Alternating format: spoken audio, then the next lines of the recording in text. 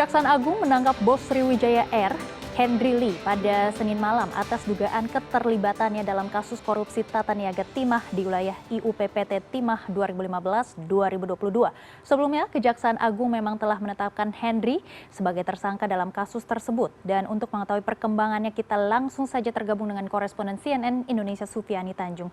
Selamat siang Sufi, bagaimana perkembangan pemeriksaan Henry Lee?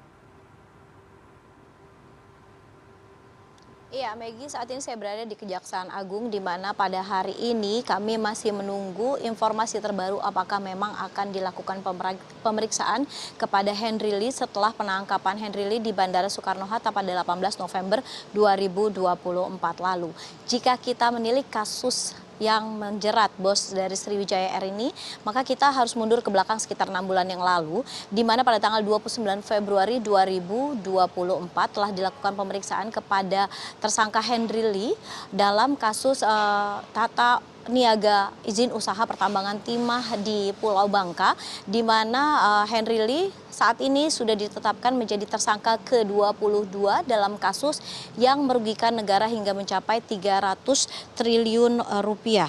Di mana saat ini Henry Lee sendiri setelah dilakukan penangkapan di Bandara Soekarno-Hatta oleh pihak Kejaksaan Agung, saat ini dititipkan di Rutan Salemba selama 20 hari ke depan.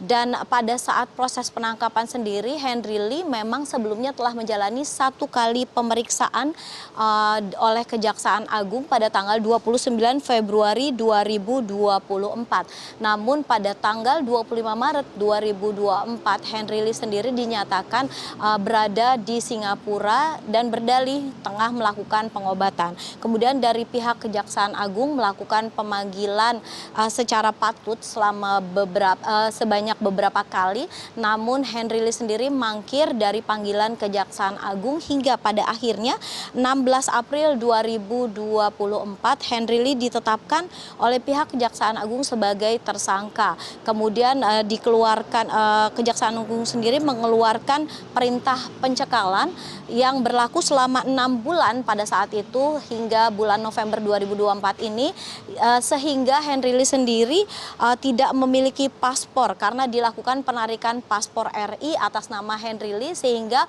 pada tanggal 18 November 2024 kemarin Henry Lee tiba di Indonesia secara diam-diam, dan pada saat itulah pihak Kejaksaan Agung akhirnya berhasil mengamankan tersangka Henry Lee.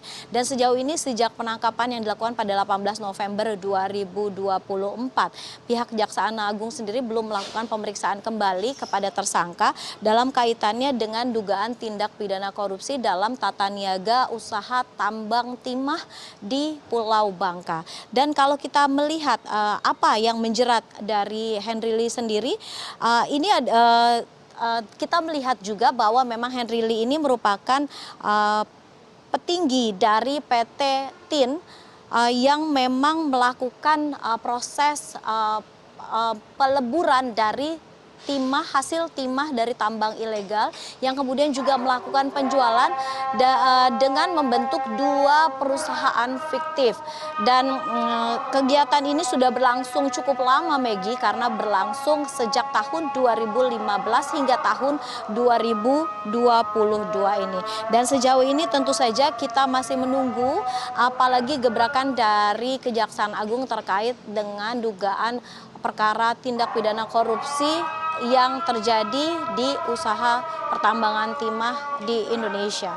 Maggie. Baik, kami akan terus memantau perkembangan pemeriksaan dalam kasus korupsi timah. Terima kasih Sufiani Tanjung atas laporan Anda, selamat bertugas kembali.